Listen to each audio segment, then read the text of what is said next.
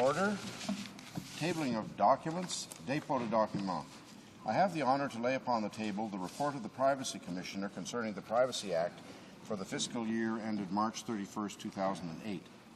Conformément. Pursuant to Standing Order 108-3H, this document is deemed to be sent permanently to the Standing Committee on Access to Information, Protection of Personal Information.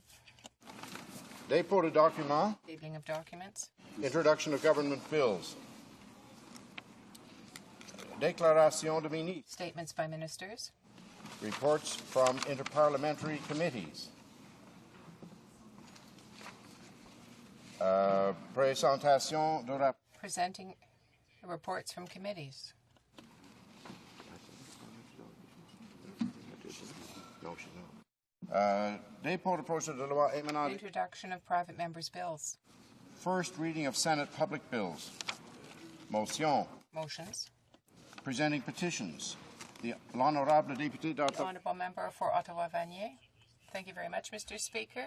Mr. Speaker, I have the honour to table once again a petition that has been signed by the citizens of the riding of Ottawa-Vanier, but also from the National Capital Region, dealing with the same subject as the one that I tabled at the beginning of the session, that is to get the heavy trucks out of the city centre.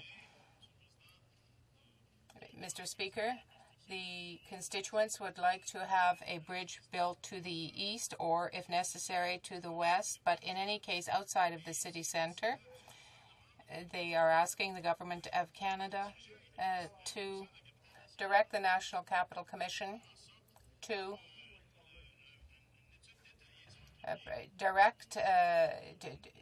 to prepare a detailed study with respect to the Gatineau Airport, that is option 7 of the first phase of the interprovincial bridge, which was undertaken a little while ago, and which will be contained in a final report later this week, presenting petition.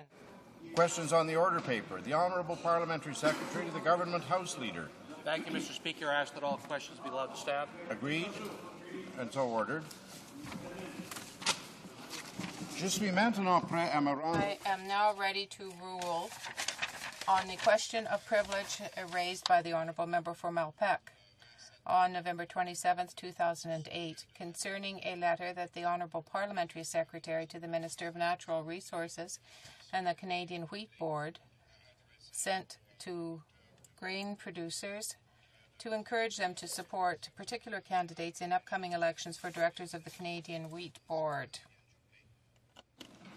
I would like to thank the member for Malpeque, who kindly provided the chair with a copy of the letter sent by the Parliamentary Secretary for having raised this important matter, as well as the Honourable Parliamentary Secretary to the Leader of the Government in the House of Commons, the Honourable Member for Winnipeg South Centre, the Honourable Member for Yukon, for their comments.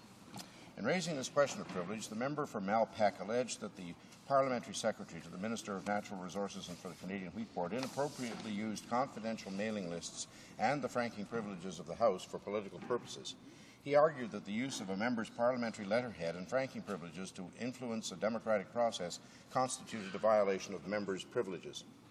Dans sa réponse, the Parliamentary Secretary to the Leader of the Government in the House of Commons, in his reply, suggested that the actions of the Parliamentary Secretary to the Minister of Natural Resources and for the Canadian Wheat Board did not impede any member's ability to carry out his or her parliamentary duties. He added that there was no evidence that the Parliamentary Secretary had used any confidential list. Members for Winnipeg South Centre and Yukon reiterated the concerns expressed by the member for Malpeque regarding the use of franking privileges, parliamentary letterhead and confidential lists, and questioned whether the Parliamentary Secretary's use of some of the House's resources for this purpose was appropriate.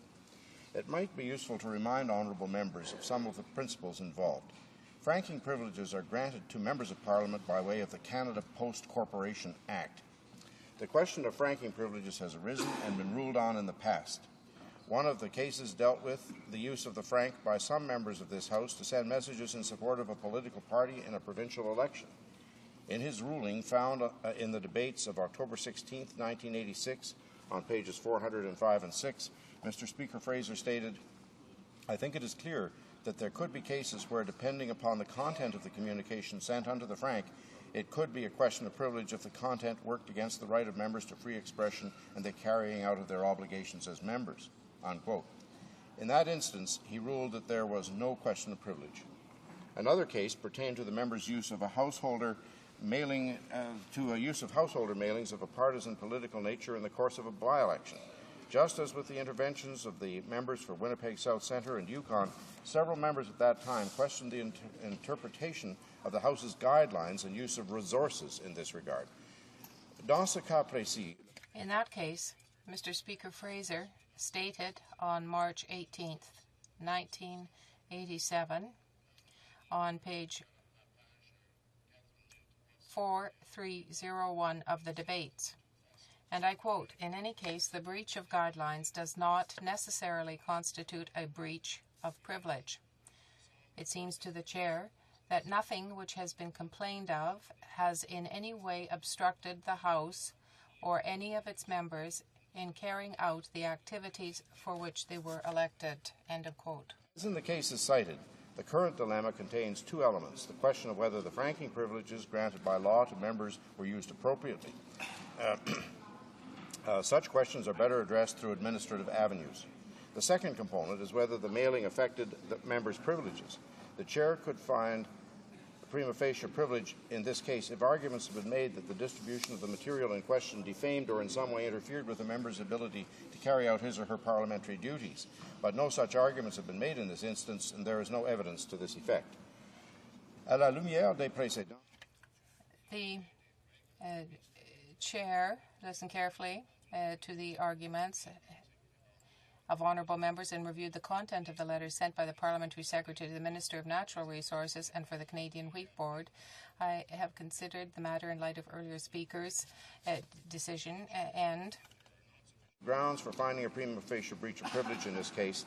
The member for Mel Peck may wish to pursue administrative avenues on the general issue of franking privileges or the contents of franked mail. I thank honourable members for their interventions in this matter. Orders of the day. Ordre du jour.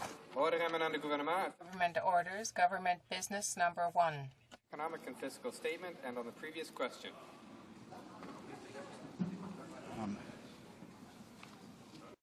Resuming debate. Reprise de débat. Resuming debate. To the Minister of Agriculture. Thank you, Mr. Speaker. As this is the first time I rise in this 40th Parliament, my first words are those of thanks to the people of Glengarry Prescott Russell for having elected me to be their Member of Parliament a second time. En tant que député pour Glengarry Prescott, As member for Glengarry Prescott Russell, I want my constituents to know that over the past 3 years, I have worked very hard to represent them here in the House of Commons, and I will continue to do so. the House today in support of our government's economic update, one of the many initiatives our government is taking to protect Canada's future. In our economic and fiscal update, we ask politicians to put the interests of Canadians ahead of their own by making sacrifices in solidarity with the tens of millions of Canadians across this country who are themselves making sacrifices to get through these tough and uncertain economic times. We have also taken immediate action to address the concerns of vulnerable Canadians, such as our seniors, in light of the current economic situation. These measures include reducing the required minimum withdrawal amounts for the registered retirement income funds by 25% for 2008. Let me remind everyone that this fiscal update is about taking certain specific measures and making urgent updates to this year's tax code. The economic and fiscal update is not a budget, and it was never intended to be a budget. A budget is a budget, and I congratulate our Minister of Finance on his initiative to accelerate the tabling of the budget to January 2009. This will be one of the earliest tablings of a federal budget in the history of Canada, and we are doing this in order to address the exceptional economic circumstances in which we find ourselves. Since becoming the government, we have consulted with financial experts and a wide variety of stakeholders on how best to protect and grow Canada's economies. We continue to work with these financial experts and stakeholders as we prepare the government's 2009 federal budget, which will build on our strong record of providing responsible and focused spending to address the needs of Canadians and to stimulate our economy.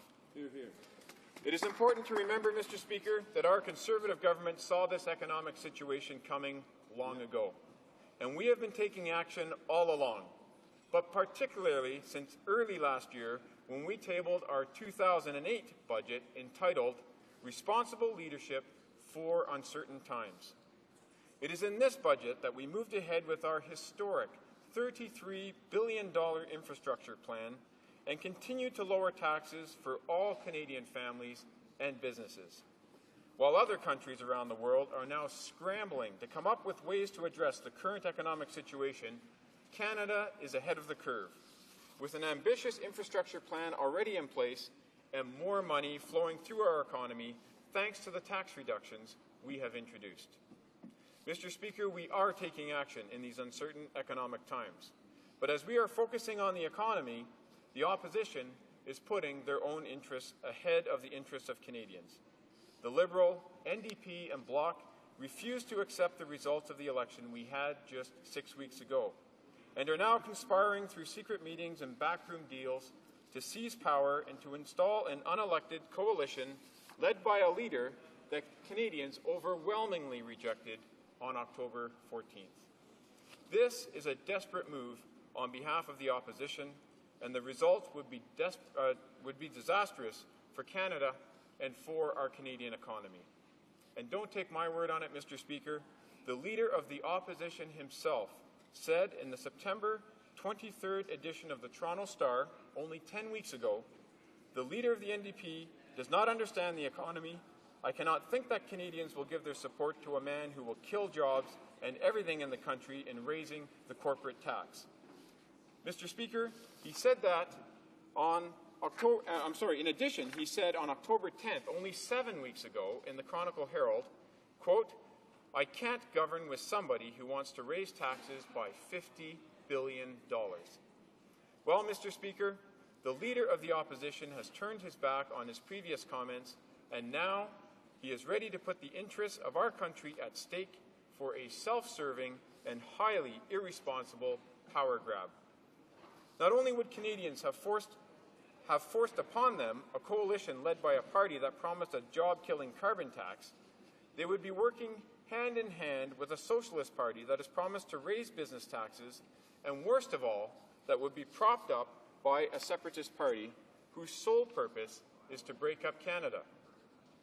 It is important to realize that the parties of the opposition are entitled to disagree with our economic statement, and they even have the right to vote against it. If the government is defeated on a confidence motion, the result is the holding of a new election. As Canadians, you have the right to choose your government, and it is this way that democracy functions. Canadians should not suddenly be directed by a coalition because it is the opinion of the coalition.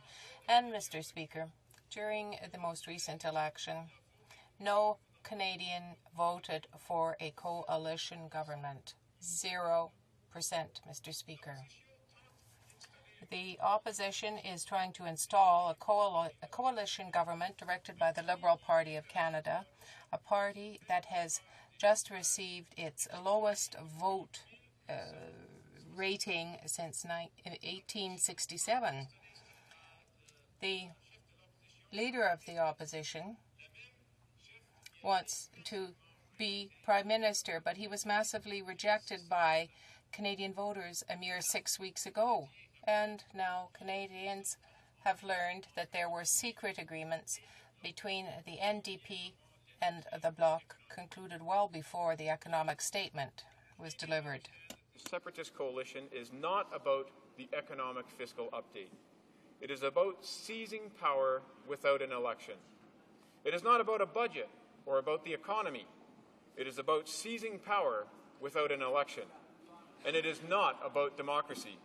It is about seizing power without an election.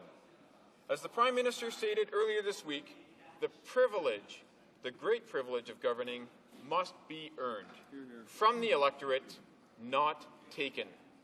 A Prime Minister receives his mandate from the Canadian people, and it is unconscionable that the Leader of the Opposition wants to see himself crowned without a mandate from Canadians based on a backroom deal with the NDP and the Separatists. The Opposition Leader and his Liberal coalition absolutely do not want to face the people of Canada. They simply want power with no election. People in my riding are against the coalition. In this past week, I've been to all four corners of my riding, and the majority, the vast majority, are not happy with the idea of a coalition for several reasons. Monsieur le Président, la majorité des Mr. Speaker, the majority of constituents in my riding are Francophone and are very proud of their heritage. As a Franco-Ontarian, I share their pride, and I have been honoured to serve the Francophones of Canada as Parliamentary Secretary for Official Languages during the 39th Parliament. Mr. Speaker, Franco-Ontarians are strongly opposed to the sovereignty of Quebec. Not only are we proud of our language, we are also proud of being Canadian. We want a united Canada, not a divided Canada. Mr. Giuseppe's comments and those of Mr. Parizeau with respect to their true intentions are alarming. And I quote, "A weaker government in Ottawa is greatly to our advantage. The sovereigntists do not want to have many people looking at Ottawa as a serious, a stable government." An image of a fable of a weak, disoriented government is helpful to us.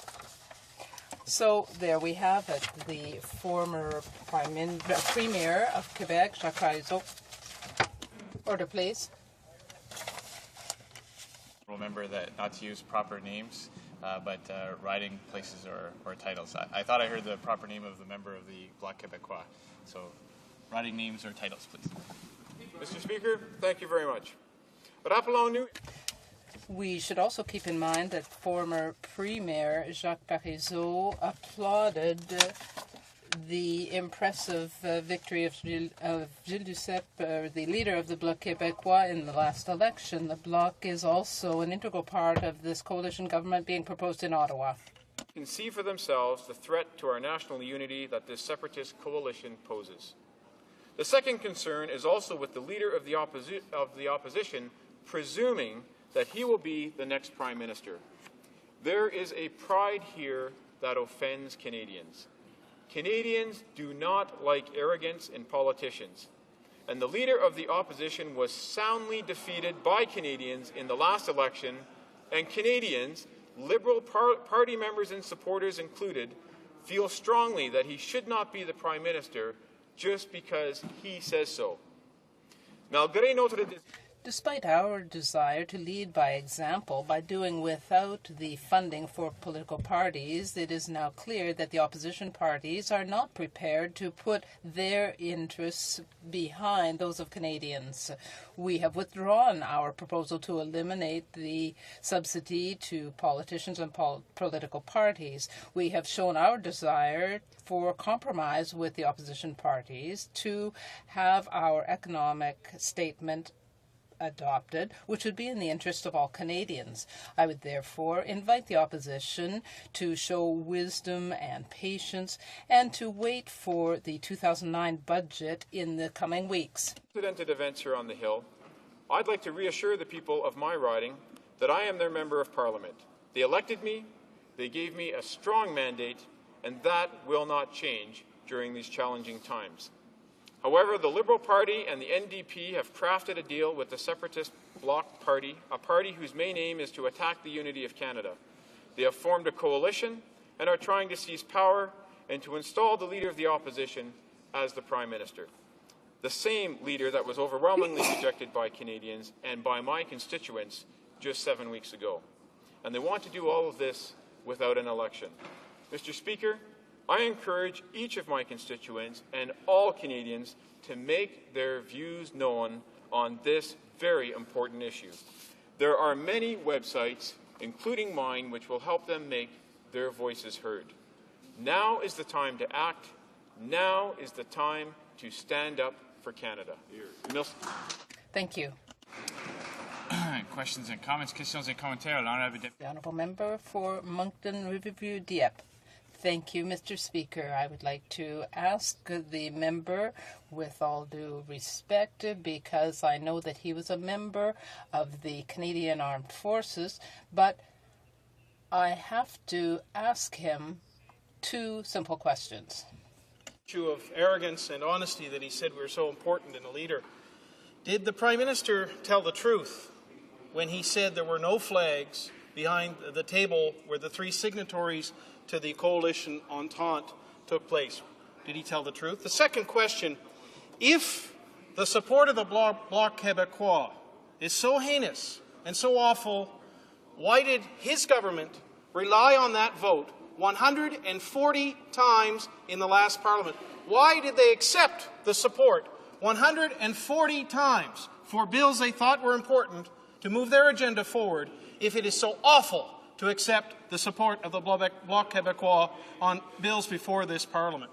And I see a member from Alberta raising an issue which is divisive to the country. We want in this chamber unity in this country. Thank you, Mr. Speaker. Two questions. Member for Glengarry Prescott Russell. Thank you very much, Mr. Speaker. Actually, I'm glad my colleague brought up the question of the flags, because the answer is categorically there were no Canadian flags directly behind the three leaders that were signing that agreement. The Canadian flags were pushed well off to the side, and they were not behind the three leaders signing that back deal contract. So thank you for giving me the opportunity to clarify regarding the absence of the Canadian flags during, behind the three leaders during that signing agreement. With respect to the separatist Bloc Party, if the Bloc Party chooses to vote for legislation that this government has put in place, that is fine and well. But we do not, and we never will have, a formal power-sharing agreement through which this government will be ruled with the separatist bloc. And, Mr. Speaker, that is the difference, and it's a huge difference. The opposition has given the bloc, the separatist bloc, veto power over matters that affect Canada. Questions et commentaires. L'honorable. Questions and comments. The Honourable Member for Jean Lebert. Mr. Speaker, I think I've got the floor here. Everybody seems to want to speak this morning. The Conservatives may want to change the seat where you are, because they may want to put the Canadian flag that is beside you behind you, because that seems to be a very important issue for them and a very fallacious argument, I would say. Now, to a more serious issue, on the dual message that we are hearing from the Conservatives, one in English, one in French. What I hear from the interpreters, the people in the booths here, the interpreters are doing a wonderful job for us. And what we hear in English is sovereignist, that is translated by souverainiste, and separatiste by separatist. So we hear both words being used when they want to upset Quebecers, and to do some Quebec bashing that will suit Anglophones. They talk about separatist, and they pronounce it in a way that is rather insulting. They use sovereignists when they want to be nice. So do they think that people are idiots when they use these two different terms?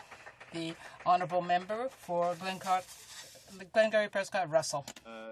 The member opposite should realize this, that different languages have different terms, they have different meanings, and it's fine to say separatists in English and to say sovereigntists, les souverainistes en français. But I do want to clarify, Mr. Speaker, we are delivering exactly the same message, and the Bloc themselves, they are a separatist party, they admit that. Their leader has admitted that. Mr. Parizeau admits that. I also want to be clear on our messaging. We are not talking about Quebec. We are not talking about les Québécois. We are not talking about francophones, les franco-ontariens, les francophones au Québec, les francophones in Quebec or throughout Canada. We are not talking about francophones. We are talking about the Bloc. We are talking about the Bloc members who are separatists, sovereignists, in fact. And this is the main problem. Clarify our messaging and to point out that it is the Bloc MPs who are the separatists. Questions and comments. The Honourable Deputy. Honourable Member for Acadie Bathurst. Thank you, Mr. Speaker. So we are now at the point that we are fighting about which side of the seat, the table, the flag is placed. I know that when the Prime Minister spoke, the flags were on either side, not behind. So we are at a pretty low point in our debates in this House of Commons. We're supposed to be dealing with the economy, with people that have needs that must be met. Mr. Speaker, during the election, the Prime Minister said that if the election took place and he had a minority government, he would work with the opposition. And right after the election, he said, well, we have a minority government. I will be working with the opposition so that Parliament actually works. So my question, Mr. Speaker, is, did the Prime Minister telephone the three opposition leaders to look at the economic problems so that they could be resolved? Yes or no? And if we leave all of that aside, and if in January we have a budget and the Liberals and NDP vote against it, and supposing the Bloc Québécois, who are supposedly separatists, vote with the Conservatives, is he going to say, I can't accept that, we're going to have an election because I can't accept the separatists' vote with us? So I would like an answer to those two questions, please. The Honourable Parliamentary Secretary to the Minister of Agriculture. Really are. I think the member should be taking things a little more seriously. As I mentioned, when it comes to a party, if they want to vote in favor of legislation that the government has tabled, that's fine. And the government will not reject that. But to put in place a formal power-sharing agreement with which to govern Canada, it's that which is wrong. And speaking about minority governments and speaking about wanting to work with the opposition, once again last night the Prime Minister reiterated on national television he has asked the opposition to submit their ideas to work with the government.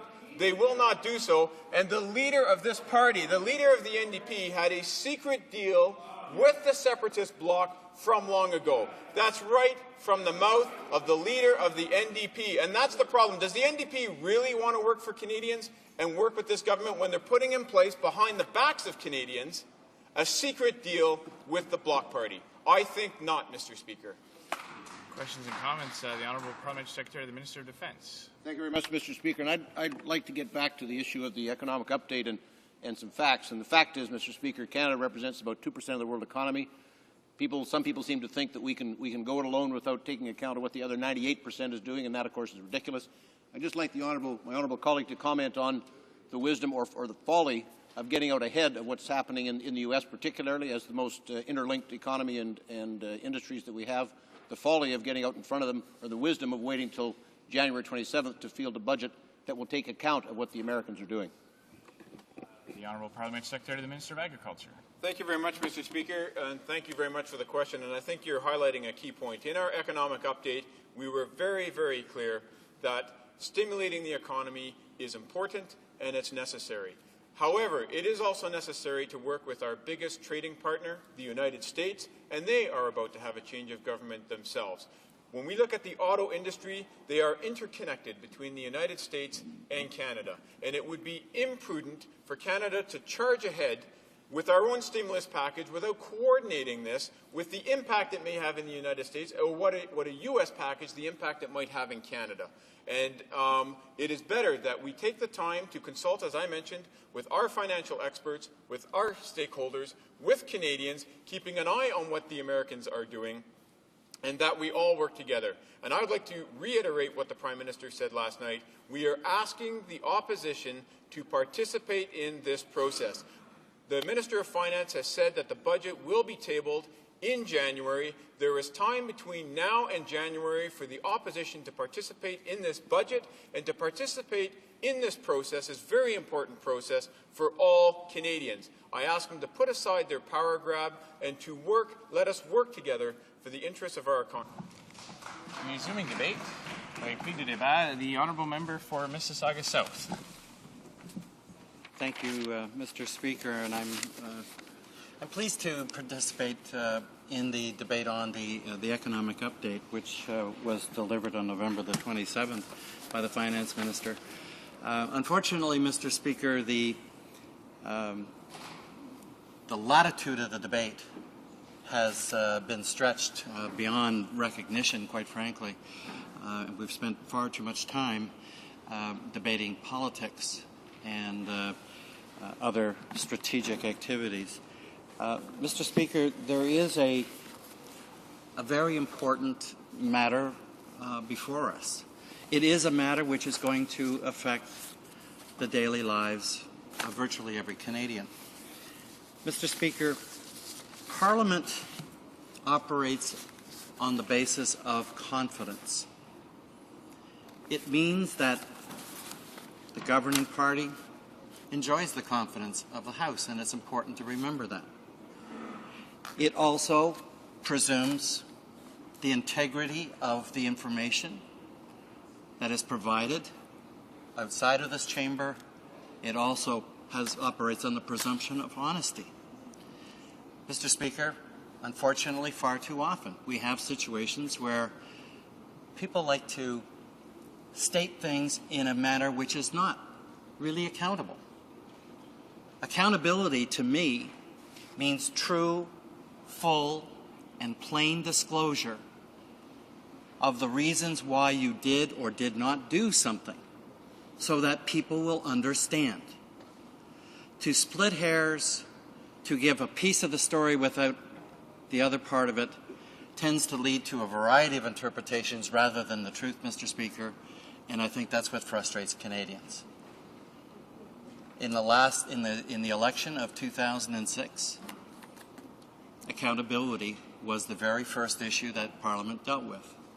And under the Accountability Act, Mr. Speaker, we established the position of Parliamentary Budget Officer. The Parliamentary Budget Officer, Mr. Speaker, is appointed and was appointed, Mr. Page, was appointed by the Prime Minister. Because in the past, members of Parliament, some parties, had been expressing their concern about the integrity of the information being provided by the government. By providing a Parliamentary Budget Officer, independent, who has the full access to the resources of the Finance Department, the same as the Finance Minister, can be able to provide information that Canadians all can rely upon. So, Mr. Speaker, the starting point of this debate should be, what did the Parliamentary Budget Officer say on November the 20th? And, Mr. Speaker, as an officer of Parliament, he said, Mr. Speaker, that the financial distress that the Government of Canada was presently experiencing had nothing to do with the global financial crisis or the credit crunch. In fact, he went further to say, Mr. Speaker, that the problems that we were experiencing from a fiscal standpoint were totally due to the actions or inactions of the current government, the Conservative government. This is an appointee of the Prime Minister, but someone who is charged with the responsibility of giving the facts. giving the facts. He said clearly it was due to the erosion of the tax base. It was due to, in fact, increasing spending by over $40 billion annually, Mr. Speaker, which put us into deficit situation. Deficit situation. There was a release that day, Mr. Speaker, and in his report, Mr. Page points out that the Conservative fiscal policy decisions are largely to blame for what's occurring, and he states that the weak fiscal performance to date is largely attributable to the previous policy decisions as opposed to weakened economic conditions, since nominal GDP is higher than expected in Budget 208. So, Mr. Speaker, let there be no question on that point from any side of this House that the deficit scenario that's been laid out by the Finance Minister in the economic statement, November 27th, that these numbers that are here reflect what the government is saying it expects to see in the absence of doing anything else. No budget, no stimulus package, no. This is just, if we just keep going and do nothing, this is what it says. So if you look at page 50, Mr. Speaker, if you look at page 50, you will see that the government is, for the next fiscal year, is projecting a $6 billion deficit. $6 billion deficit. They inherited a $13 billion surplus, annual surplus. That's gone. There is no surplus, Mr. Speaker. It was eroded by erosion of the tax base and by excessive spending at a time when we should have been prudent. The mechanics of budgeting and of spending of the Conservative government has changed the way in which budgeting has been approached in the past. In the past, when the Liberals, for instance, took over in 1993 and inherited a $42 billion deficit, annual deficit, was we have to get our fiscal house in order. And it took till 1997 to happen, Mr. Speaker, but since then we've had surplus budgets. And in those budgets, Mr. Speaker, and those budgets were achieved, and in many cases over. And the key is, if you don't pay down some debt in good times, you will never pay them down in bad times. That's important. That's important. That's why having a surplus is not a bad thing. And in fact, Mr. Speaker, when we were faced with issues such as SARS crisis, the BSE crisis, the Mexican peso crisis, and even 9/11, these had significant impacts on the financial circumstances of every government involved with those events. Included in the budgetary planning and strategy for the Liberal government was a contingency reserve. Some people have said here, it's really surprising, even the Parliamentary Secretary to the Minister of Finance thought it was actually money that was there sitting as a reserve to spend if you needed it. The contingency reserve, Mr. Speaker, is not money sitting somewhere. It is a principle. The contingency reserve says once you get to a position where you only have a $3 billion surplus, you will not spend any more money unless there is a significant, unplanned, unanticipated activity, like a SARS crisis, like a BSE crisis, like 9/11. That's when you can dip into that last $3 billion of the ongoing surplus. But there was another principle in there, Mr. Speaker, and it was the prudency principle. And the prudency principle said there has been some discomfort with government forecasting of growth rates and interest rates. And even though we rely on the input of various parties, Mr. Speaker, we are going to build into our budgeting a prudence factor. And the prudence factor, in fact, took the average projected GDP growth rate of the third-party experts and reduced it by either a quarter or a half. In fact, was a very conservative estimate of growth. You didn't want to overstate it. If anything, I would rather understate growth rather than overstate. So you're getting worst case scenario in your budgeting. And, Mr. Speaker, that was included in the budgets that were presented to Parliament. Those are the principles under which budgets were prepared. And those are the principles under which not only did we get the government's books in order, but had 10 years of surplus, pay down debt, restore funding to all of the important programs that Canadians need and deserve, and reduce taxes. Only, Mr. Speaker, when they're affordable. You can, for instance, sell an asset and get the profit from the sale and use that to spend. That is available for 1 year. Or you can keep the asset. It will pay, for instance, dividends or some return, rent, or whatever it might be. And that benefit will be there each and every year forever, as long as you own the asset. It's very important to understand that there are principles here that were articulated in the economic statement of the Finance Minister on November 27th that included such things as, we're going to sell $10 billion worth of assets. Well, Mr. Speaker, if you sell $10 billion worth of assets, you're going to have $10 billion to spend once. But those assets were either providing a return or they were eliminating an expense that we would otherwise have to incur. An example would be if you had a building in which we had government employees in and you decided to do a sale and lease back. In one case, if you do the sale and lease it back, you're going to have to start paying rent. But when you own the building, you don't pay rent. But you do have maintenance and capital costs, allowance, etc., so that there are some financial implications. But generally speaking, a well-managed asset means that you can probably do a better deal than a lease deal because there's no rate of return built into the leasing cost. I know I'm a chartered accountant. I don't want to give an accounting lesson, but I do want members to understand that there are some fundamentals that we shouldn't discount or ignore or say, no, that's not the case, just summarily dismiss them. They're facts. So, Mr. Speaker, having said that, the Parliamentary Budget Officer says, well, sorry, notwithstanding the protestations of the government is solely responsible for the economic mess that we are in today. And it's going to get worse, Mr. Speaker. It's going to get worse. And today, Mr. Speaker, there's an interesting article on in the Globe and Mail, which I want to bring to the House's attention and to Canadians' attention. I think it's useful.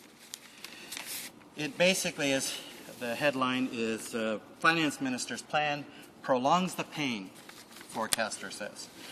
Mr. Speaker, this opinion is from one of the key forecasters that the federal government depends on to do its budgeting and for that update that we had on November 27th. And in that fiscal update, Mr. Speaker, the Finance Minister argued that his previously tax cuts are stimulating the Canadian economy by about $31 billion. Let me remind you about the presumption of honesty, the integrity, the credibility, the accountability. The Finance Minister says what we've done in the past is going to continue to stimulate the economy by $31 billion a year. And that's why he is not taking advantage any additional measures right away in terms of economic stimulus. This, Mr. Speaker, is the fundamental fact. The Finance Minister has said time and time again he wants to wait and see whether we need an economic stimulus. He wants to wait and see whether jobs start getting lost. Well, Mr. Speaker, anybody who's taken Economics 101 or better knows about the concept of economic lags. An economic lag says do something, but it's going to take 3, 6, 9 months, depending on what it is, before it has any implications. So if you wait to have perfect information before you do something, Mr. Speaker, you may have missed the boat and you may be spending the money and get no return for it because you buried yourself so badly you can't get out. This article from a forecaster, Mr. Speaker, from one that the Finance Minister has been relying on, says the Finance Minister is wrong. What he did in prior years you can't assume it's going to continue to have that stimulative effect. It's not there. What is. And we're in a deflationary cycle now. And in fact, the growth rate included in the economic statement, Mr. Speaker, for the next fiscal year was 0.3%. The highest projected growth rate of anybody, any expert, who ever opined on such a factor. Most people are between 0% growth and minus 0.2% growth. Mr. Speaker, why is it that the parliamentary budget officer doesn't agree with the finance minister? The forecasters on whom the finance minister relies for budgeting do not agree with the finance minister. The OECD does not agree with the finance minister. Nobody in the G20 agrees with our finance minister. They're all wrong and who's right? They must be all wrong, and the finance minister is the only one who knows. Well, Mr. Speaker, if we look at this very carefully, this is not a subjective issue. This is a situation where the numbers speak for themselves. We have now the numbers rolling in that show we're already in a recession. It shows that we're already incurring deficits. It shows that our growth has gone down, not up. And yet the economic statement says, well, we're still going to have 0.3% growth. It is not credible. And that's what this article is all about. It is not credible. The government has misled Canadians and parliamentarians. And on top of that, and I'm not going to go into it, but just because it would be fun, threw in some items which were going to inflame a few people. Had nothing to do with helping protect Canadians' jobs, savings, mortgages, their pensions, Mr. Speaker. It had nothing to do with it. It had to do with politics. That is why Canadians are so upset. Mr. Speaker, the turnout rate in the last election was low, was very low. I don't know, I have no proof of the reasons, but I can only speculate, Mr. Speaker, that the nastiness, the games, the lack of credibility, the lack of confidence, ordinary, law-abiding, decent people looking at this parliament, looking at this government and saying, I don't want anything to do with you people. When are we going to change? When are we going to start accepting fact? When are we going to start taking decisive action when action is necessary? Mr. Speaker, I wonder what Canadians would say if the government immediately announced that Parliament is going to resume on January the 4th, not the 27th. And on January the 24th, the finance minister is going to come to this place, rise, and he's going to present a mini budget. Not a full-blown budget, a mini budget. To lay on the table the principal strategies and actions to address the realities of the Canadian economic crisis. You know what? Canadians would say that's the responsible thing to do. Canadians would look at it carefully and they would seek the assessment of the experts. Is this a good thing? Well, we've had a lot of input. We've had input from the provinces. We've had input from the economic forecasters. We've had input from Canadians. Every one of the political parties has had input. They've all called for an economic stimulus. The auto sector has called for it. The manufacturing sector has called for it. The forestry sector has called for it. The healthcare system has called for it. Mr. Speaker, OECD has forecasted we're going to lose about 250,000 jobs in the near future. That's a lot of pain for a lot of Canadians. How can you ignore the fact that Canadians are going to be looking at this and saying, can't you mitigate the situation? Can't you do something? Can't you do something? Mr. Speaker, we can. We can accelerate the infrastructure programs. We can make stimulative investments in certain areas where job losses are anticipated and we can mitigate those job losses, or we can invest in those areas where we know we can quickly get jobs put on the table. Mr. Speaker, now is the time for us to stop the rhetoric about how we are going to do this and who's going to govern. We're talking about the economic livelihood and vibrancy of Canada. We're asking all members of Parliament to stop the politics, start putting people's interest ahead of partisan interest. Questions and comments. Questions and commentaire. The honourable member for Wellington, Halton Hills. Thank you, Mr. Speaker. My question for my colleague opposite is in light of the events that are taking place as we speak.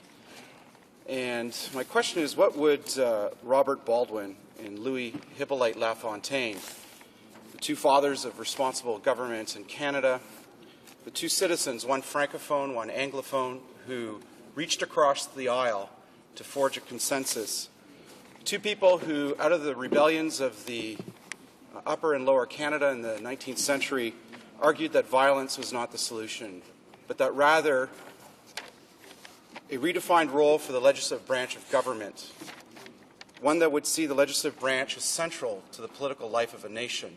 What would these two men have said about the events that are transpiring in this House and outside of this House this week? The honourable member for Mississauga South. They would probably say, get back to work. They'd probably say, do your job. They'd probably say, put the people's interest before your own interest. They probably would say, stop playing politics in Parliament, start making good policy that's going to deliver jobs, it's going to protect older workers, that's going to amend the EI, that's going to deal with immigration policy that is fair and reasonable, that's going to deal with helping young people get the skills training that they need, the transitioning things. Mr. Speaker, they're bright men. That's what they would do, and that's what the government should do. Questions and comments. The honourable member for Mississauga Streetsville. Mr. Speaker, the member for Mississauga South refers to today's Globe and Mail, where a leading economic think tank, which the Department of Finance depends upon to provide its economic forecasts, states that the Minister of Finance update last week would extend the country's recession and exacerbate the threat of deflation. In fact, they say it has put us into a dangerous deflationary spiral. So, Mr. Speaker, I ask the member for Mississauga South, did the three opposition parties have any choice, given the government's disregard for prudent fiscal management, their refusal to stimulate the economy and to provide a plan? They had no choice but to provide the people of Canada with an alternative to restore trust and confidence in the House and to provide sound fiscal management of the economy. The honourable member for Mississauga South. I want to thank the honourable member for Mississauga Streetsville for her responsible question, because I hope that Canadians will see that third parties who are advising the government have expressed their shock and dismay at the misleading and just totally non-factual information that was presented to Parliament and all Canadians in the fiscal update. The numbers are just wrong. And it's dangerously wrong, because it's to say you're in denial about this economic or this financial tsunami that hasn't even hit Canada yet. We haven't even seen it. We're already in deficit, and yet this is still coming. This is still coming, Mr. Speaker. And I think that the issue, and the member asked about, so what does this say? Well, the fact is, Mr. Speaker, the government has lost confidence of Parliament. And the reason being, Mr. Speaker, in one word, is trust. And comments. The honourable member for London Fanshawe. Thank you, Mr. Speaker, and I thank the member for his interventions.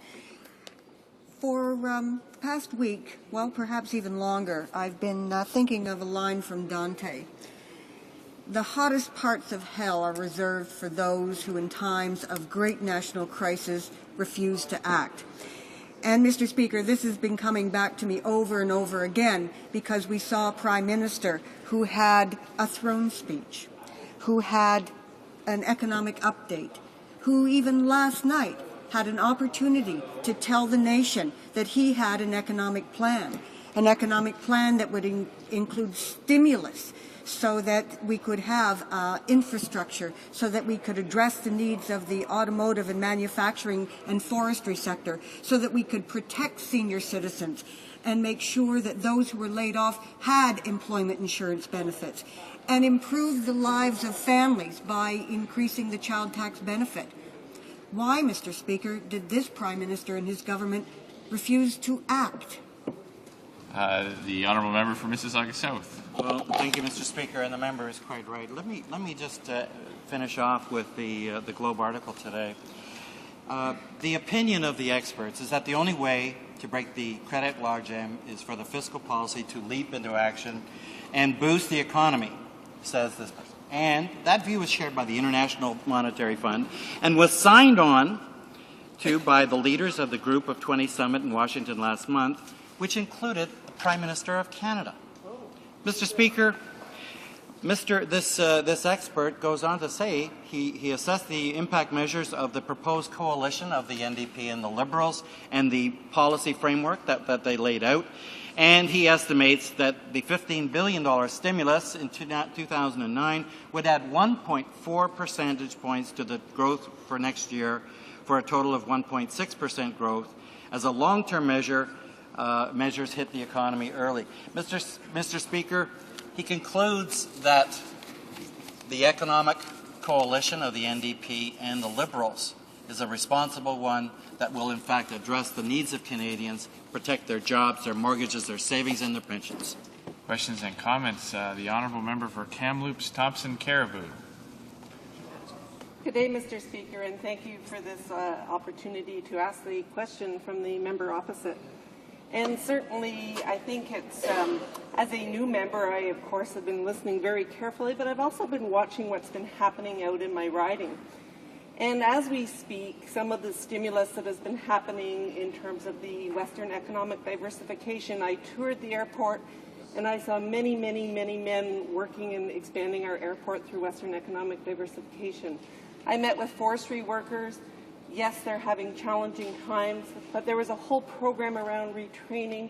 And there was yesterday I met with someone who was looking at working with one of our First Nations communities in terms of a secondary biofuel. These are all initiatives in 2008 that are having very positive economic impact in our communities. As a former healthcare worker, I see the continuation of the healthcare transfers. Not only will that be allowing a healthcare, but it's going to be allowing us to have some stimulus. So my question to the Speaker is, this was an economic update. Many of what you're talking about is even been talked about or is included. It seems like the Liberals are actually emulating many of the things that we're planning to do in January. Thank you. The honourable member for Mississauga South. Take away rights of workers, take away the rights of women, pay equity. I mean, these are what have been proposed. Take away democratic funding, cut literacy, cut women's programs, cut court challenges program. Mr. Speaker, here's what we should do. How about an accelerated infrastructure program, housing and retrofit? How about helping key sectors like the manufacturing, forestry, and auto sector contingent on plans to rehabilitate them? How about skills training? How about getting rid of that EI Crown Corporation? How about eliminating the 2 week waiting period for EI? How about lowering the withdrawal rate by 50%, not just 25%? How about dealing with the issue of pension bankruptcies, which is coming up? How about dealing with older workers' transition? How about making sure that the immigration reform is fair and deals with the needs and requirements of Canadians? How about regional development? How about early childhood learning and development, Mr. Speaker? And how about the environment? Mr. Speaker, the government has not placed responsible, viable plans on the table. Mr. Speaker, they have lost the confidence of Parliament. They cannot be trusted. They have no interest in working in a minority government or making it work, Mr. Speaker. Mr. Speaker, this government must be replaced. I think we have enough time for a 30-second question if there's a 30-second response. The honourable member for Halifax. Thank you, Mr. Speaker, and thanks to the member who's adding to the debate. I enjoyed his analogy of buying a house versus renting. In Nova Scotia, where I'm from, we have very high rates of poverty in Nova Scotia, but we also have very high rates of home ownership. And this is because Nova Scotians realize that it's a wise investment to balance your household budget on the one hand, but invest in buying a home and having a good rate of return on the other. And I'm wondering if this member could expand a little bit more with his accounting background, if he sees investments in infrastructure like housing, like creating jobs, as a wise investment for the future. The honourable member for Mississauga South, 30 seconds. Thank you, Mr. Speaker. Of course, when the results or the returns, such as job creation, Mr. Speaker, or mitigation of job loss, that's a very good return, because you have to look at the cost of what happens if we do nothing and they get on unemployment, and all of a sudden that's going to be added to the deficit of the year. The fact is, the cash flow that has to be invested there, Mr. Speaker, in fact, may increase the deficit, but it may be necessary to protect Canadians. Resuming debate, the honourable member for Yorkton Melville. Thank you, Mr. Speaker. It's indeed an honour to speak in debate on the government's economic update document, which is rapidly morphing into one of the more controversial debates in Canadian history. For all its merits, the economic update presented by the Finance Minister on November 27th has singularly flushed out the opposition's pent-up need to wrest power from the government. I have received many phone calls from my constituents who are puzzled, they are disappointed, and they are outraged by the opponent's unprecedented attempt to form their own government illegitimately. The three opposition parties are desperate enough to form an unholy alliance that runs counter to the conventional wisdom, and worse, the desire of voters in the recent federal election. I have constituents who believe the leaders of these parties should not only be thwarted from this gluttonous power grab, but they believe they should spend their time in leg irons. Canada is laid low by this coalition, and if power is allowed to change hands on this issue, we stand to become an international black hole at this critical economic juncture. Let's consider for a moment why the economic update is a credible document that's custom-made to plot Canada's course through an economic storm. The opposition antics have unfortunately put the document's real intent on the back burner. And I would just want to interject something here. The opposition decided to seize power in a bloodless coup even before they saw our economic update. They have admitted such even before we brought in a budget. They feared Canadians might really like what we were doing and what we were presenting. And their agreement had already been made between the NDP and the separatist bloc long before this fiasco unfolded. Any scheme would have, or any plan would have been enough to precipitate what they are doing here today. The naysayers have obscured the fact that the government has reduced the federal debt by $37 billion. That's unprecedented. That's something many predicted would be impossible to do. We have done it. We have reduced taxes by nearly $200 billion during the 2007-2008 period and over the following 5 years. Mr. Speaker, that too is an unbelievable accomplishment. We've reduced the tax rate on new business investment to the lowest level in the G7 by 2010. Talk about an economic stimulus. We have already done it. We have made unprecedented investments in job-creating infrastructure. We have invested in science and technology. We are investing in education and training. And now we all know that the intelligent investment provides financial returns to workers, to industry, and to government. The things the opposition are complaining about, we have already addressed if they would only look at the document. The opposition contends that this government has failed to provide fiscal stimulus for the economy. Perhaps they should get around to reading what we have done and looking at how we compare to the other industrialized nations. Nothing could be further from the truth than their accusations. No advanced industrialized economy in the world has enacted measures as large as those in Canada. We have done more than any other country.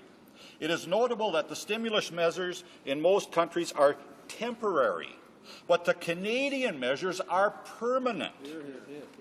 Of the countries that have chosen permanent measures, Canada's is the highest. Since 2006, this government has announced stimuli that are equal to 1.4% of GDP, incremental in 2008, 2009, and almost 2% of GDP in 2009, 2010. Most countries with permanent stimuli are closer to 0.1 to 0.3%. We are many times higher in this country. I think the opposition is frustrated by the fact that we are being so successful. This government understands trends. When stimulus measures are temporary, their impact on GDP the following year is negative. And we see some of these things happening in other countries. The stimuli that are being suggested by the NDP, Liberal and Separatist bloc have been tried in other countries, including the U.S., and they haven't worked. It would be irresponsible for us to do what some of the suggestions from the other side are contemplating. It would be blindly putting money into programs which in other areas already have been proven to be ineffectual.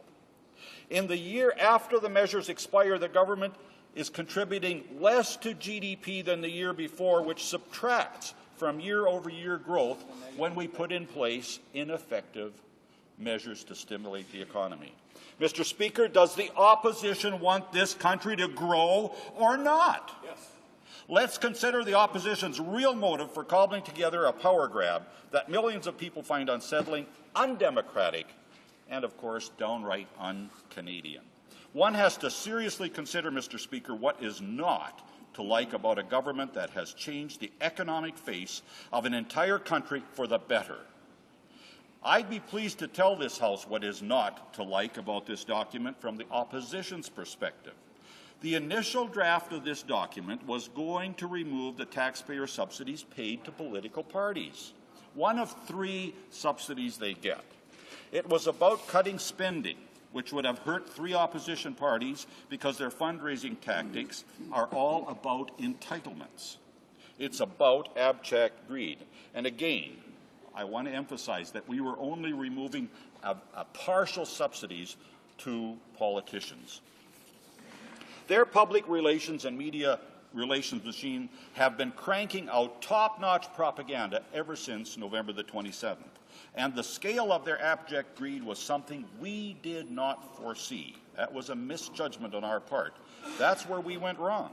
We gave them too much credit for being genuinely concerned about preserving Canada's superior economic status. We should have known they would react this way, but we had a modicum of faith, I guess, that they too would see fit to curtail the handover of Canadians' hard-earned wages to parties that really are doing nothing to earn it. My own party would have taken the biggest hit of all, but we're convinced the old-fashioned political fundraising would have kept us strong.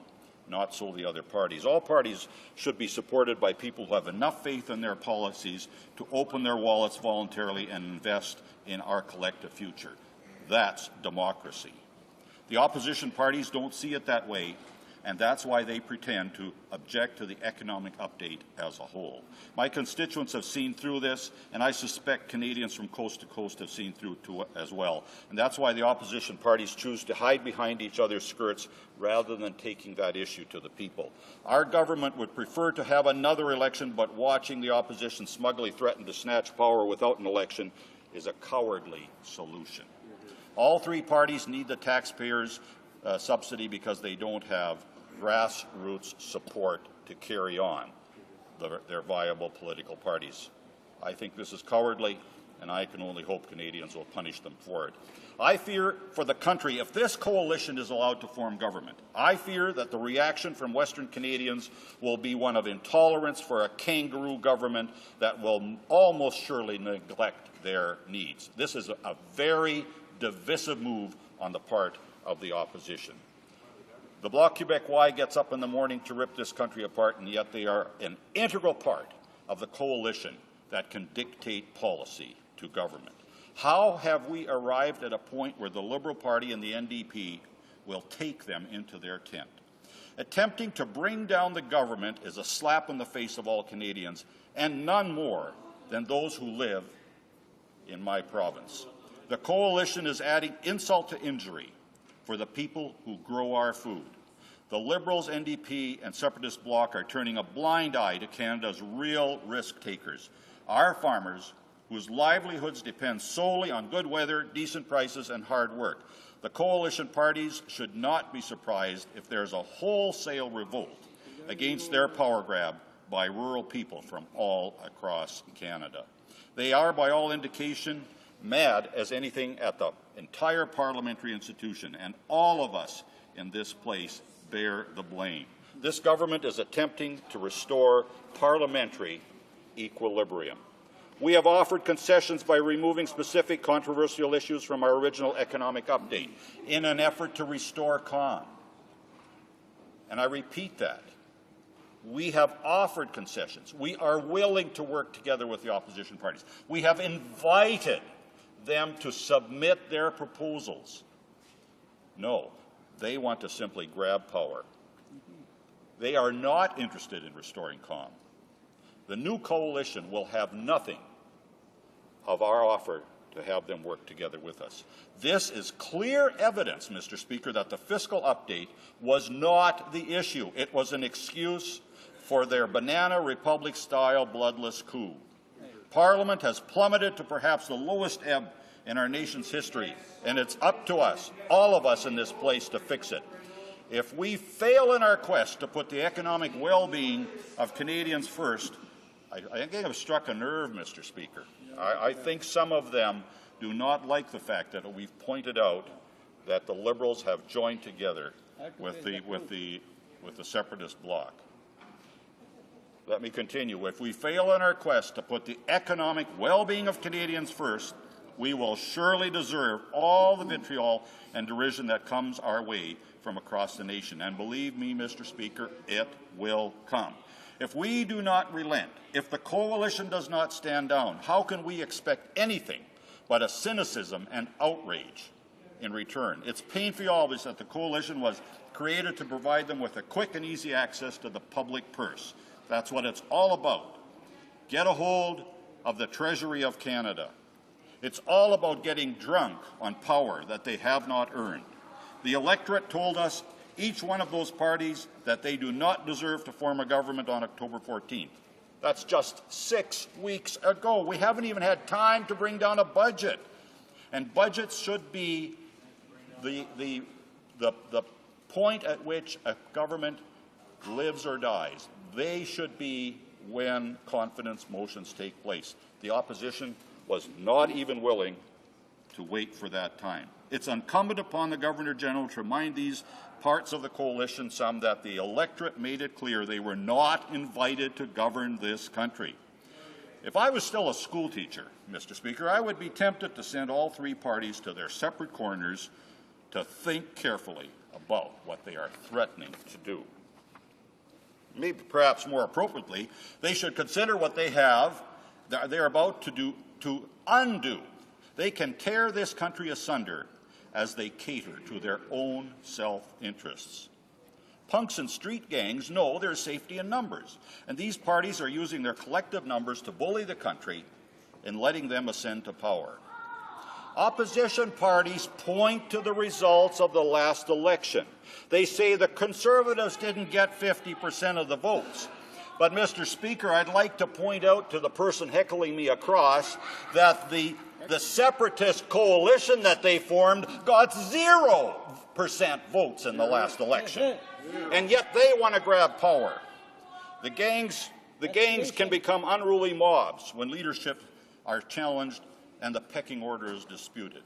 If this gang is allowed to govern our country, I predict we will all bear witness to a sad litany of internal bickering, distrust, and mutiny from that side of the House. Canadians deserve better. Canadians deserve an economic future that is sculpted by a party with compassion. Conservatives. We mustn't be hoodwinked by the tub-thumping coalition that bleats long and loud, "Oh, it's about the people, it's about the people." In their case, it is about the people, Mr. Speaker, the people who are gluing themselves together across the floor into an alliance that is going to systematically decimate Canadian economic policy. They will undo all the responsible planning that this party has taken pains to establish. We saw the mess coming economically, and we're ready for it. We are ready for it. To bully us into the cheap seats now will put all we have done at risk. And with it goes the envy of the G7 nations. The stable fiscal policy that has so far averted disaster and kept Canada relatively secure. I stand here today concerned about the direction the opposition is threatening to take us. I stand here today concerned about where our country might end up if we hand the reins to a coalition that is rife with spendthrifts, opportunists, and separatists. No good can come of this ugly act of desperation. The government has removed the segments of the economic update deemed most offensive to the opposition, yet the smell of blood still permeates this place. The signing of an unholy alliance on December the 1st means that they will not rest until they taste blood. It lies with all of us to stave them off. In the meantime, I would urge the opposition parties to stand down, think hard, and cool off. The government has demonstrated a willingness to alter the economic update to better suit their needs. We have done what we can to appease and assuage the ire because the stakes are too important. But there's one thing I believe the three leaders in this coalition should share with all of us. How did that handshake really feel, Mr. Speaker? How did it feel? Why don't they reveal the agreement that they made? How much money was promised to come out of the Treasury of Canada to appease certain elements in this coalition? I want to address some of the questions now that I've finished my main remarks. We've heard the separatist coalition say we aren't stimulating the economy enough. We are putting money into infrastructure. We have already started doing that. We will continue to do that. They are complaining that we haven't done that. We are doing more, and we have a program. We want to continue with that program to improve the infrastructure in Canada, more than was ever done by a previous government.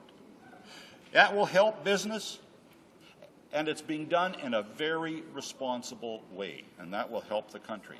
They also talk about the fact that we aren't stimulating the economy. We have done a phenomenal amount already.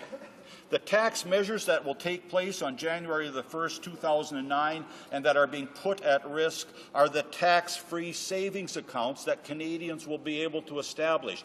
$5,000 every year they can put into account that will accumulate and be there for any use that they would like to use it for in the future without having to pay any taxes on the interest or any increase in the value of that fund. And it could be phenomenal. A young person with a tax-free savings account now, where they put in whatever savings they're able to put in, could have a tremendous amount of money to buy a house, to do whatever, to retire with a very good pension, a very secure pension.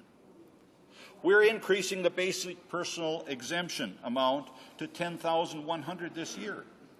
We're reducing the general corporate income tax to 19%. Now, I know some of my opponents opposite will complain about this, but that is a very effective economic stimulus, and that is something that this government has done. I also would like to elaborate a little bit on some of the things that we have done already. 1.4% of GDP incremental in 2008-2009, and almost 2% of GDP total in 2009-2010 since 2006 has made us the top nation in the G7 when it comes to stimulating the economy. And the opposition says we're not doing anything. We are the envy of all these other nations. Shame that you would make that accusation when it is totally false. You're repeating a lie so many times in the expectation that Canadians might accept it. Well, let Canadians look at the facts. We are better poised than any other country to really weather the economic storm. Yes, there will be tough times ahead. We don't deny that. And we have said, wait for our budget.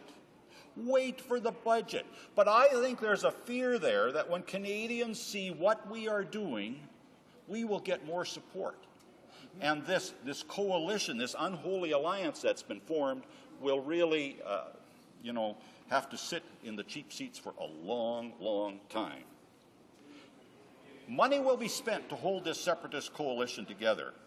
Whether it's effective or not, they will be spending money from the Treasury of Canada. I warn Canadians about this. This is upsetting to me. That's why we should be very, very alarmed. This secret agreement, not available for the public to see, is going to give politicians things that we don't know. They made agreements that they are not revealing, not on their website, not anywhere. These are secret agreements.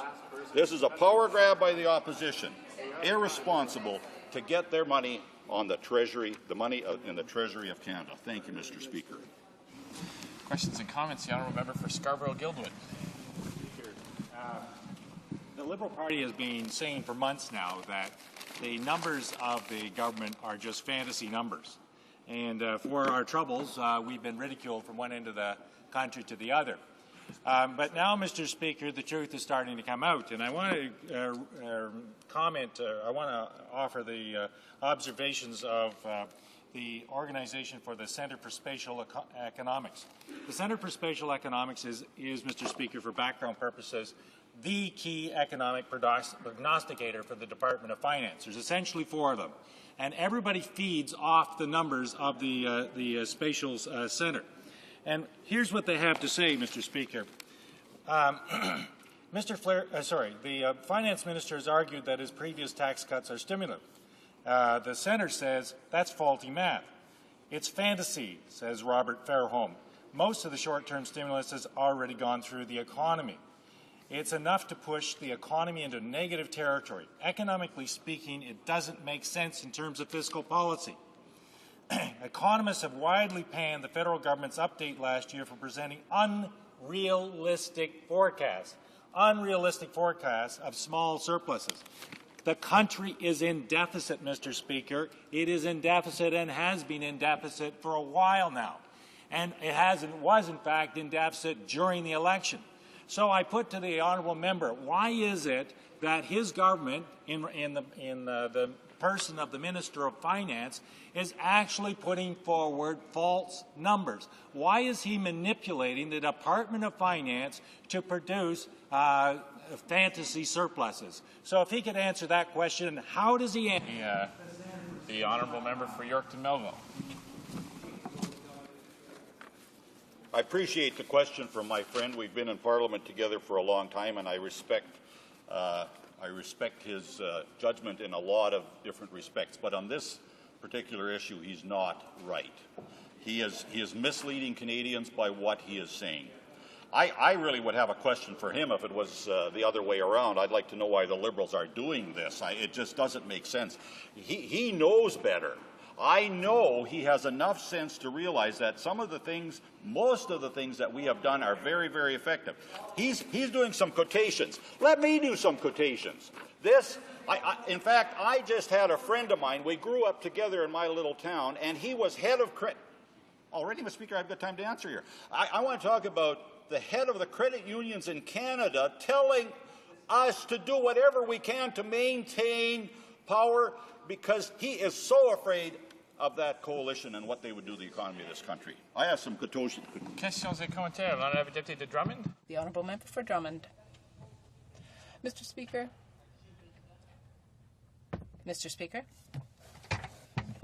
How much time do I have, please? Thank you. Thank you very much. Mr. Speaker, I am a little bit surprised and even astonished to hear what we hear from the opposition, or rather those that will be the opposition in little time from now. We hear day after day that democracy is threatened, in peril here in this House, but he doesn't seem to understand what kind of a parliament we have here, that we are not living in a parliamentary democracy. This is a monarchy. It is not the Canadian people who are in control. It is the Queen of Canada, who is also the Queen of England. We don't agree with that in the Bloc Québécois, but that is the reality. My colleague needs to understand what I'm saying.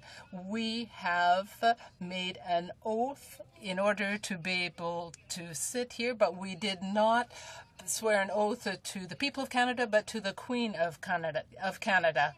The President of the U.S., President Obama, when he swears an oath, he will be doing so before the American people, and he will be accountable to the American people. And that is not the case here. When we adopt legislation, it is not valid until it is signed by the Queen of this country or his or her representative. Now, we have the other chamber that is not elected, and that House can veto or amend the legislation as they see fit. We are in a parliamentary monarchy and not a parliamentary democracy. People only have one right, and that is to elect the Parliament of Canada. And within that Parliament, the party that has the confidence of Parliament can act as the government.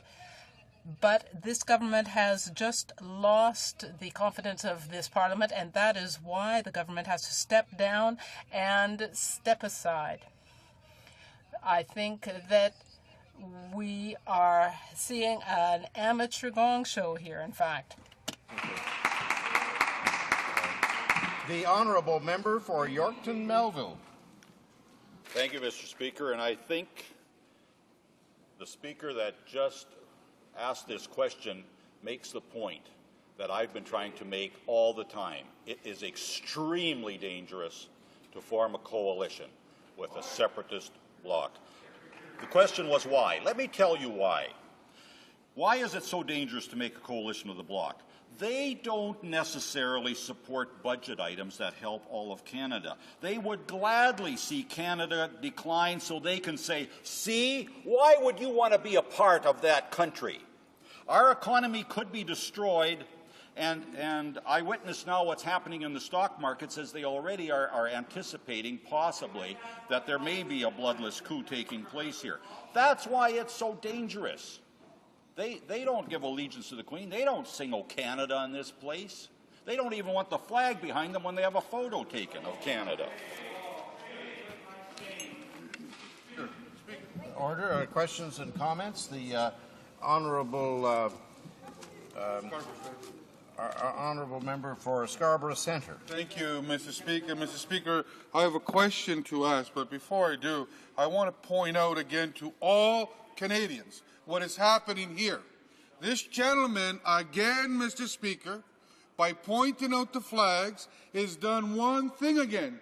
He's lying, he's misleading Canadians, because that is not the truth, Mr. Speaker. So I would ask him, if he has any decency, if he is the honest member that I believe he is, he would stand up right now and say that there were flags behind those three gentlemen. Can he be honest and do that? I ask him. The honourable member for Yorkton Melville. In the photos that I saw, there was not a single Canadian flag. Comments. The honourable member for Nanaimo Cowichan. And the debate in this House has often risen to a new low. And what I'm hearing from many, many people in my riding is about the urgency of dealing with the economic situation that's facing this country from coast to coast to coast. And there are any number of experts who have spoken up about the fact that the Conservatives in their economic update simply took the wrong course of action. In a recent report by the Caledon Institute of Social Policy, they talked about the fact that floating conventional wisdom worldwide that governments now have to spend and not save, the finance minister announced spending cuts and asset sales. And they go on to talk about the fact that at this time, social programs are more critical than ever because they are shock absorbers for individual households, and that they are also fiscal stimulus when the times are tough. In my riding in particular, we're heavily reliant on forestry industry, and what we are seeing is forestry worker after forestry worker after forestry worker being laid off. And we know that one of the things that could help those forestry workers in our communities is a revision of the employment insurance program. And I would like to ask this member, Mr. Speaker, why the economic update did not talk about the importance of revising the employment insurance program so that it's meeting needs of workers in this country from coast to coast to coast. The honourable member for Yorkton Melville. Mr. Speaker, I appreciate that question, a very decent question, much higher in the debate level than asking about some extraneous issue that Canadians don't really care much about. So I appreciate the question. I would like to say that I would gladly work with the member opposite in strengthening the employment insurance program. I was a critic when I first came to Parliament in '93, and I think it is vitally important that we have a strong employment insurance plan, and that would be something that would come down in the budget. So please allow us to present a budget and have input into that. As far as her comments on social programs, I agree. We need strong social programs, and we have done much to strengthen them. But one of the best things you can do for the strength of social programs is to have a strong economy so that you can fund them. If you don't have a strong economy to fund these social programs, they will be ineffective. In fact, you will have more poverty, you will have more problems than if you don't have a strong economy. The stimulus package that's being proposed by the coalition opposite really has a lot of top-notch economists in the country concerned. Here's Don Drummond, the Toronto Dominion Bank chief. He says, that would be a disaster that would launch us into a structural deficit. Canada's economy is one of the few in the world in which the domestic side of the economy is still growing. No one can point to Canada and say you are the cause of this international problem. I've seen a lot more failures of short-term stimulus than successes. A lot of them just don't work. Also, the Scotiabank chief economist, Warren Jestin, says, Canadian economy already has a stimulus built into the books. He admits that we have already got a stimulus built in the books. The GST cut and reductions to corporate and business taxes taken last fall will have a greater effect on the economy than a short-term stimulus. Let me repeat that. What the Conservatives done will have a greater effect on the economy than a short-term stimulus. Unlike the U.S., which has tried ad hoc measures such as giving people checks, we were following a much more rigorous process. Resuming debate, reprise de débat, the honourable member for Winnipeg Centre. Thank you, Mr. Speaker. And if I might say at the outset, I'll be sharing my time with the member from St. John's East. Let me say at the beginning, Mr. Speaker, that the member from Yorkton Melville is far too good an MP to honestly believe much of the speech that he just gave in the House of Commons today. As we speak, history is unfolding in front of Rideau Hall. I understand the podium has been set up and the microphones are being set up so the Prime Minister can make an announcement, and he will likely announce that the Governor-General has allowed him to prorogue this House of Commons. Let me say, Mr. Speaker, I think this is a terrible shame.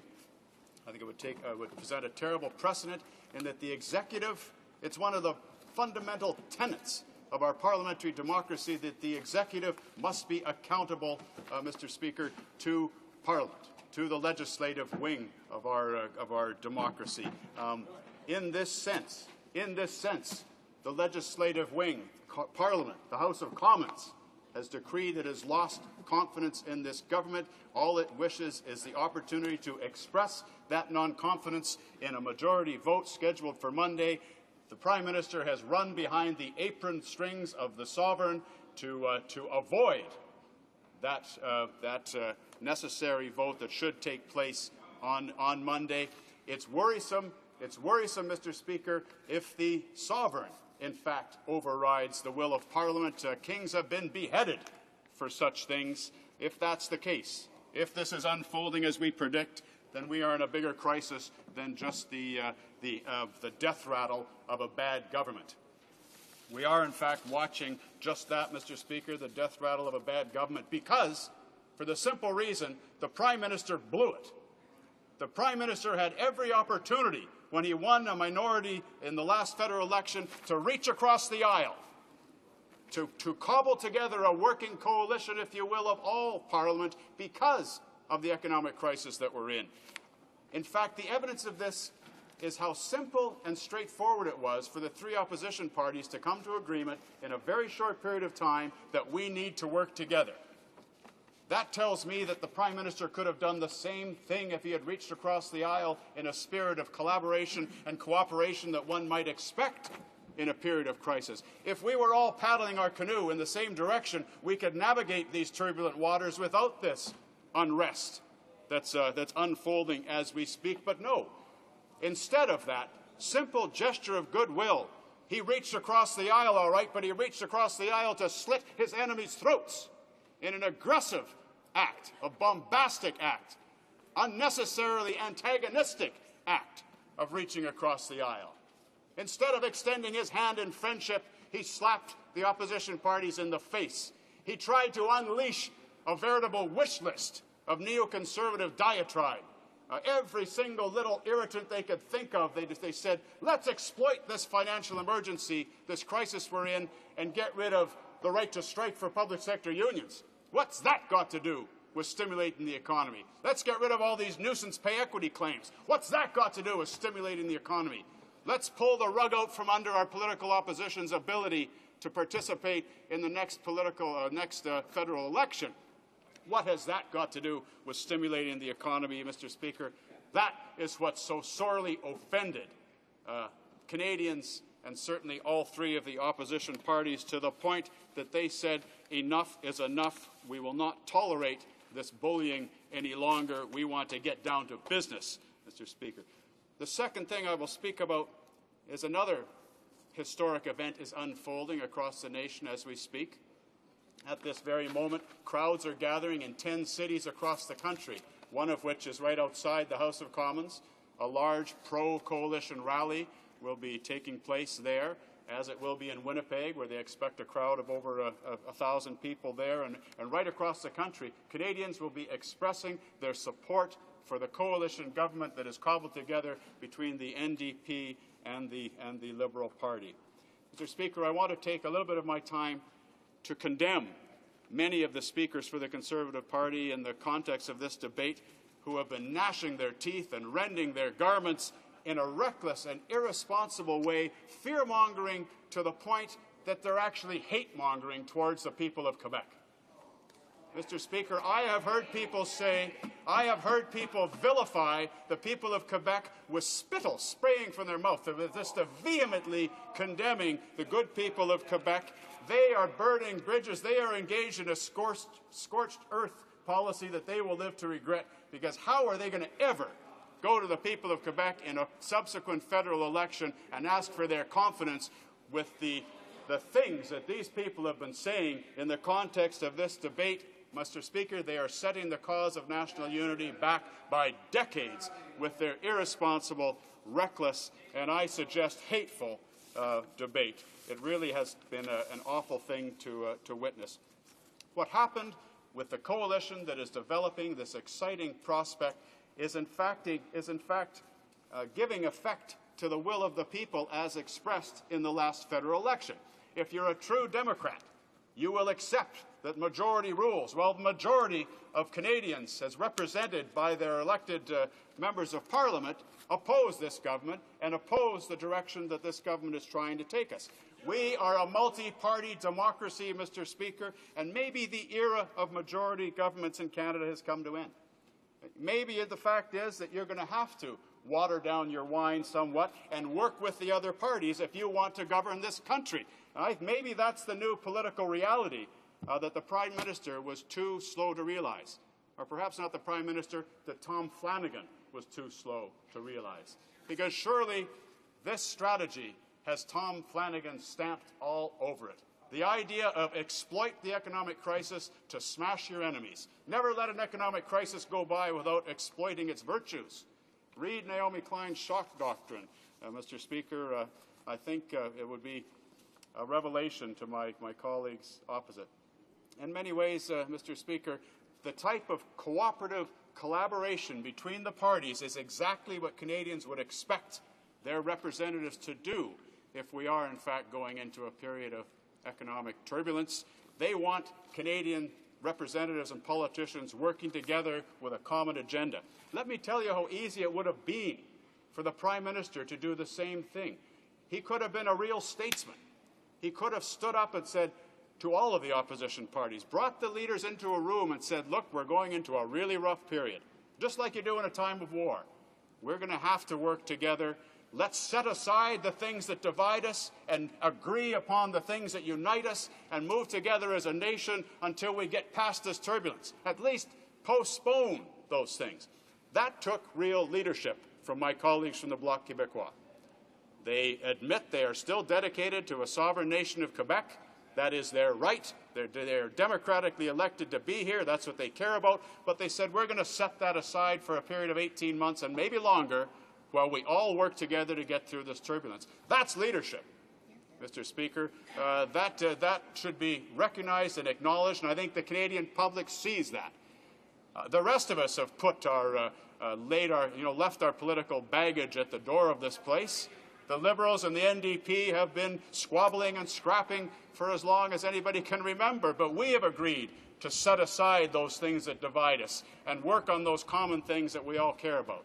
Because one of the nice things about Canada, as you will agree, I'm sure, Mr. Speaker, is the political spectrum is really quite narrow, and there are more things we have in common than we have that divide us. It's a longer list of things that we jointly care about than it is that we fight over, Mr. Speaker. We have simply identified a half dozen important things that we all agree need to be done and set about a coalition that will implement them. The Prime Minister could have done the exact same thing if he chose to be a statesman. Instead, I believe he has created a problem that he will not recover from. Even if the Governor-General does agree that she's willing to prorogue Parliament, this problem will not go away, because no amount of money in the next 6 weeks is going to buy back the credibility that they lost by choosing to be aggressive and bombastic instead of statesmanlike. We had a valuable insight into the true nature of these guys, Mr. Speaker. The veneer was scraped off. We got to see who they really are. They kept up this illusion for a couple of years that they can set aside their radical fringe, but the radical fringe seeped through at the first opportunity and dominated, and I believe skewed the reason of an otherwise decent man, the Prime Minister of Canada. I think he was misled, he got bad advice, and he blew it, and the consequences are as we see it today, Mr. Speaker.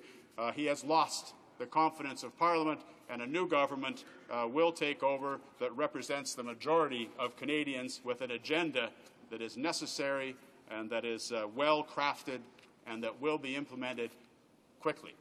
My colleague from St. John's East, I'm sure, will be able to expand on some of the agenda. I see I'm out of time. Thank you. Questions and comments? The Honourable Government House Leader. Thank you, Mr. Speaker. Mr. Speaker, one thing that I find it hard not to be upset about is this fallacy that the member's party perpetrated on the Canadian public, that they were willing and, in fact, eager to try and make this Parliament work, trying to work together in a cooperative manner and trying to put forward ideas and consult with the government, work with the government. In fact, all parties, Mr. Speaker, I remarked about this yesterday, on the day of your election, all parties were actually talking this talk, but unfortunately they didn't walk the walk. And now we found out that the Honourable Member's Party actually virtually since the election, was in consultations not with the government to try and make this parliament work as Canadians would like, but in consultations with the separatists to overturn the results of the election campaign because they didn't like those results. Mr. Speaker, I wonder if the member could explain to Canadians watching today why it is that his party and he personally would support a motion of non-confidence in the government that the official opposition on behalf of this so-called coalition, this separatist coalition, would introduce in this House after 6 days of debate. 6 days. That they then decided in their infinite wisdom that, you know what, Parliament's not working and they have to overturn the results of the election. They have to, instead of working positively with the government, with all parties, I might add, instead they decided that they had to throw the country into turmoil and move forward with a motion of non-confidence. At this very time when our country is facing probably the greatest economic peril since the Great Depression, most people recognize we've got some very serious economic challenges. And the other question, Mr. Speaker, I'd like the member to address is how is it that when they talk about the urgency of the economic situation, that they would overturn the election results, they would install this coalition government, this unstable coalition government that would take months to get up and running?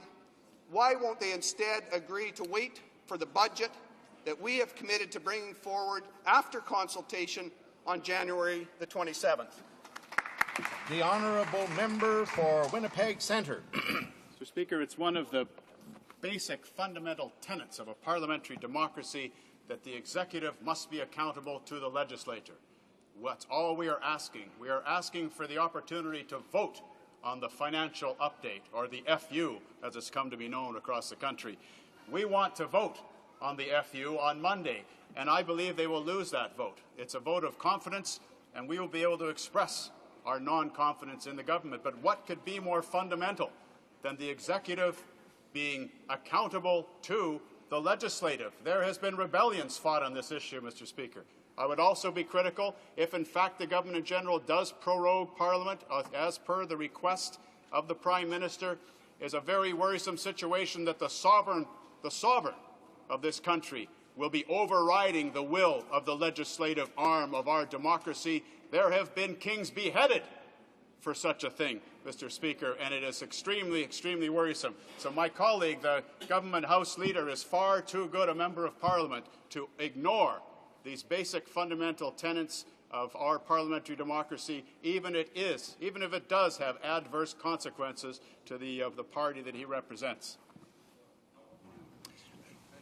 Questions and comments. Very briefly, the honourable member for Don Valley East. I thank the honourable member for his statement. What I'd like to bring to the attention is there was a question asked as to how we came to this position. And I think how we came to this position was that the Prime Minister had misled the Canadian public and probably got the election by, can I use the term fraud, Mr. Speaker? He denied that the country was in recession, that the fundamentals were strong, that he would never allow a deficit. And now when I hear the speeches, they all say that they knew there was an economic downturn. And yet they got rid of the $3 billion contingency. And if they're heading for a deficit, why did the Prime Minister tell the G20 countries and APEC that he was going to put a stimulus, and when he brings his economic package, instead of a stimulus, he cut $6 billion deficit. And the people that were most affected, well, he cut, for example, EI. So that is where I'd like to see the honourable member's response. Thank you. Member for Winnipeg Centre, a brief response. Well, thank you, Mr. Speaker. What is clear, given the outpouring of support that we're seeing from across the country, that in the absence of any leadership whatsoever on those important issues raised by my colleague, the general public is welcoming an action plan that is clear, concise, well-crafted, and can be implemented in short order by a new coalition government. There's a wave of optimism sweeping the nation as we speak, Mr. Speaker, and there's hope. Once again, there's hope in the land. The Honourable, resuming debate, the Honourable Member for St. John's East. Thank you, Mr. Speaker. I have been involved in parliamentary democracy in a direct way for about the last 21 years, first in this House and for 16 years in the legislature of Newfoundland and Labrador, and was happy to be re-elected to this House in the October 14th election. And I've never been so concerned about the state of parliamentary democracy in this country as I have become in the last week. I know honourable members are rising in this House and thanking their constituents for electing them or returning them to office, and I've applauded each and every one of them, Mr. Speaker. They have then proceeded, in some cases on the government side of the House, to talk about the Prime Minister and the government having been elected. And there they veer from the path of parliamentary democracy. Because the Prime Minister, the current Prime Minister, was not elected as the Prime Minister. That is not the way our Parliament works. Each and every member of this House is a member of Parliament, has the right and duty to represent his or her constituents. I heard one honourable member opposite this morning talk about the cheap seats in the House of Commons. I'm assuming he was referring either to his own backbenches or to the opposition members. I don't know. But let me say this, Mr. Speaker, there are no cheap seats in the House of Commons. We are all equally elected to represent our constituents and our interests. And parliamentary democracy allows the party with the most seats in the House to go to the Governor-General, the leader of that party, and in the case of a minority government, either resign or ask the Governor-General or advise the Governor-General that he or she wishes to seek the confidence of the House. That's our system. That's what makes a person Prime Minister, having the confidence of the House. Now, it's assumed. It's assumed if you have a majority of seats in the House of Commons that you are the Prime Minister and that you can form a government. But after this election, a new government was sworn in, Mr. Speaker, not the old government, and that new government was sworn in because the sitting Prime Minister was able to say to the Governor-General that I will seek the confidence of the House. And that's what we're doing now. We're now in a situation where the confidence of the House has been lost by the actions and by the failure of leadership of the Prime Minister of Canada. And what's the response? The response is a refusal to face the House, a refusal to govern with the support and confidence of the House of Commons, and an attempt to use the notion of prorogation. And let's not use the fancy word. He wants to shut down Parliament because he can't face the music. The reality is he does not have the support of this House. This government doesn't have the support of this House, and he has failed in his obligation to try and maintain the support of this House. Mr. Speaker, there's a lot of talk about a government that works for Canada and that works and support working with other parties in Parliament, and we all pledged to try to do that. But someone broke that pledge, Mr. Speaker, last Thursday. They broke that pledge by refusing to reach to all parts of this House and to devise a plan that meets the support of at least the majority of this House, to come up with a recognition that the recession that is upon us requires some action and some immediate action. In my own province of Newfoundland and Labrador today, Mr. Speaker, it was announced by Abitibi-Bowater that a paper mill, a newsprint mill that's been there for over 100 years will close. 800 people will be thrown out of work. 2 weeks ago, Mr. Speaker, I raised in this House the question of whether this government would support a program for older workers and training for younger workers that could save this mill. And nothing happened, Mr. Speaker. Nothing happened, and this mill is now closed as a result.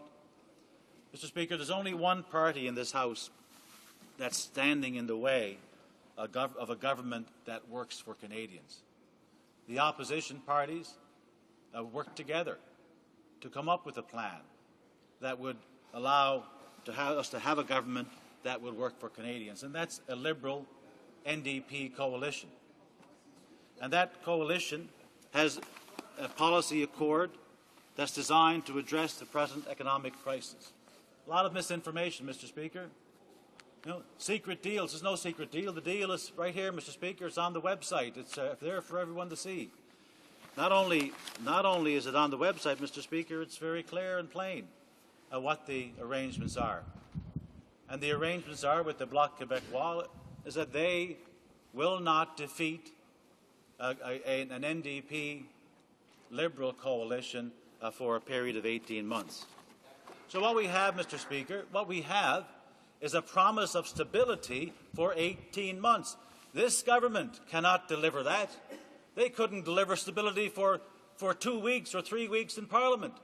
What prospect does this government have to continue for the next 18 months or 28 months or even the next 3 months? None, Mr. Speaker. The instability is coming from this government and from the failure of the Prime Minister to show the kind of leadership that's required. Now, Mr. Speaker, there's a lot of talk about working with other parties in the House and trying to vilify the Bloc Québécois, and in the course of which to create a very, very divisive country, Mr. Speaker. And it's been said, now I don't know if this is on parliamentary or not, Mr. Speaker, but I'll give a quote from Harold Wilson, who said that patriotism was the last refuge of the scoundrel. And I'm not calling anybody in particular a scoundrel here, Mr. Speaker. It may or may not be on parliamentary, I'm not sure. But I do know this, Mr. Speaker, that it's very, very divisive, the tactics that are being used by this government and this Prime Minister in trying to save his own neck. Now, Mr. Speaker, I hope the Honourable Minister of Justice is rising on a point of order. Mr. Speaker, it is my duty to inform the House that Her Excellency the Governor-General of Canada has just issued the following proclamations under the Great Seal of Canada. Elizabeth II, by the grace of God of the United Kingdom, Canada, and her other realms and territories, Queen, Head of the Commonwealth, Defender of the Faith. To our beloved and faithful Senators of Canada and the members elected to serve in the House of Commons of Canada, and to all to whom these presents may in any way concern, greeting, a proclamation. Whereas we have thought fit, by and with the advice of our Prime Minister of Canada, to prorogue the present Parliament of Canada, now you know that we do for that end publish this our royal proclamation, and do hereby prorogue the said Parliament to Monday, the 26th day of January 2009, in testimony whereof we have caused this our proclamation to be published, and the Great Seal of Canada to be hereunto affixed. Witness, our right trustee and well-beloved Michael Jean, Chancellor and Principal Companion of our Order of Canada, Chancellor and Commander of our Order of Military Merit, Chancellor and Commander of our Order of Merit of the Police Forces, Governor-General and Commander-in-Chief of Canada at our Government House in our city of Ottawa this 4th day of December in the year of our Lord 2008 and in the 57th year of our reign. Further, Mr. Speaker, greeting, a proclamation. Now know you that we, being desirous and resolved as soon as may be to meet our people of Canada and to have their advice in Parliament, do hereby, by and with the advice of our Prime Minister of Canada, summon and call together the House of Commons to meet at our city of Ottawa on Monday, the 26th day of January 2009, then and there to have conference and treaty with the Senate of Canada, in testimony whereof we have caused this our proclamation to be published, and the Great Seal of Canada to be hereunto affixed. Thank you, Mr. Speaker.